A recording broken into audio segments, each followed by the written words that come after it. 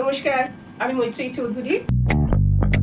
High secondary পরীক্ষা তো হয়ে গেল, তাহলে এবার কি? এবার নিশ্চয়ই তোমরা ভাবছো আগামী বছরগুলোতে আমি কি নিয়ে পড়াশোনা করব। এই পড়াশোনার দিকগুলো যখন বাছাই করতে হবে, আমাদের কিছু জিনিস মনে রাখা দরকার। আমি যদি খোঁজ করি যে আমি একটা ভালো চাকরি করব, খুব তাড়াতাড়ি আমি একটা কর্মজীবনে প্রতিষ্ঠিত হতে চাই, তাহলে আমার এমনই একটি সাবজেক্ট বাছাই করা উচিত যেখানে আমি যেগুলো চাকরি ভিত্তিক পড়াশোনা করতে কি ধরনের পড়াশোনা আমরা করতে পারি। প্রথমেই যেটা আমার মাথায় আসে হসপিটালিটি ম্যানেজমেন্ট বা হোটেল ম্যানেজমেন্ট কোর্সের কথা।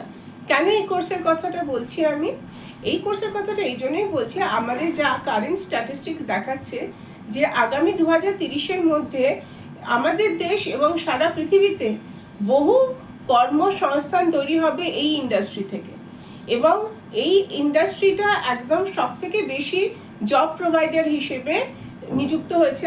Or call us at 9903070000.